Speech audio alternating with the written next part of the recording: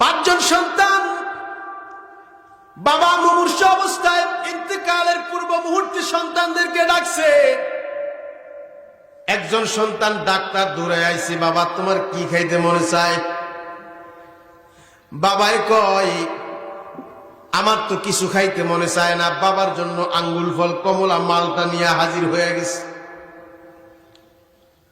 আরেকজন সন্তান আসছে ইঞ্জিনিয়ার, লক্ষ লক্ষ টাকার মালিক। এই লোক আইসে কইতেছে বাবার জন্য দই আর মিষ্টি নিয়ে আইছি। আরেকজন সন্তান আছে, সে হলো বড় লোক, অনেক টাকার মালিক, অর্থনীতিবিদ। বাবার কাছে আসছে, ভালো ভালো বাজার সদাই করে খাবার নিয়ে বাবার সামনে আসছে। কিন্তু ওই সময় আজরাইল তার গলার মধ্যে চাপ দিয়ে ধরে রাখছে। ফেরেশতারা আইসা তারে গুরজু দিয়া লাড়ি দিয়া পিড়াইতেছে। রুহুটাকে ডাক দিয়া কয় উখরুজি, এই রুহু তাড়াতাড়ি বের হইয়া আয়। এই ভিতরে যে রুহু আছে, এই রুহুটা সহজে বের হইতে চায় না। রুহুটা পায়ের তলা থেকে পলানো শুরু করে, আর ফেরেশতারা পায়ের তলার মধ্যে পিটাইতে পিটাইতে রুহুটা পুরা দেহের মধ্যে ঘুরে। এরপরেও রুহুটা বের হইতে চায় না, কষ্ট দেয় কষ্ট দেয় কষ্ট দেয়। বাবাই তো কথা বলতে পারে না, খাওন হাতে কয় খাবো না। দই মিষ্টি আঙ্গুল ফল কমলা মালটা দামি দামি খাবার বিভিন্ন সন্তানেরা আনছে, কিন্তু বাবাই একটাও খাবার খায় না। কারণ বাবার এখন সাকরাত শুরু হয়ে গেছে, জীবনের শেষ, মৌতের জ্বালা শুরু হয়ে গেছে, যন্ত্রণা শুরু হয়ে গেছে। কোনো খাবার তার এখন ভালো লাগবে না।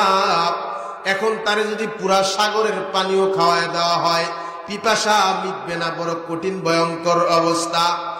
ওই মাদ্রাসার ছেলেটা যেটা হাফেজ বানাইছি, দৌড়া দৌড়াইয়া বাবার কাছে হাজির হয়ে গেছে। বাবার অন্যান্য সন্তানদেরকে বলতেছে, তোমরা আমার বাবার কাছ থেকে দূরে সরো। আমি এখন আমার বাবার কাছে বইসা, আমার বাবার সামনে বইসা আমি ইয়াসিন সূরা তিলাওয়াত করব। জোরে বলেন সুবহানাল্লাহ।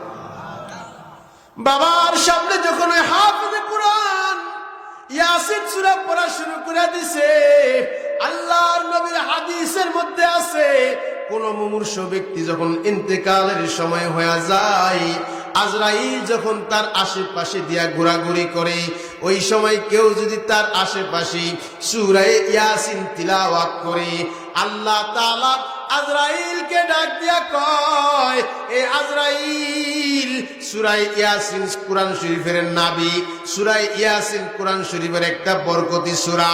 ইয়াসিন সূরাটা আল্লাহর নবী মুহাম্মদুর রাসূলুল্লাহ সাল্লাল্লাহু আলাইহি ওয়াসাল্লাম হাসরের ময়দানে জান্নাতের বাগানে পুরা উম্মতদেরকে তিলাওয়াত করে শোনাবেন।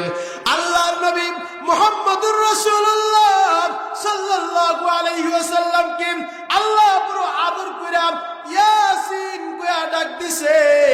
আল্লাহর নবী বলছেন, কোন মুমূর্ষু ব্যক্তির পাশে বৈশা কেউ যদি সূরা ইয়াসিন তেলাওয়াত করে, আল্লাহ তাআলা আজরাইলকে ডাক দিয়া কয়, এ আজরাইল, আমার বান্দার মৌতের আযাব আর দিস না।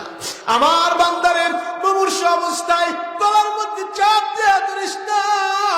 আমার বান্দার নাকের মধ্যে হানুতুম মিন হানুতিল জান্নাহ, জান্নাতের একটা রেশমি রুমাল নিয়ে আয়, আর রেশমি রুমালটা আমার বান্দার নাকের মধ্যে নিয়ে ধর।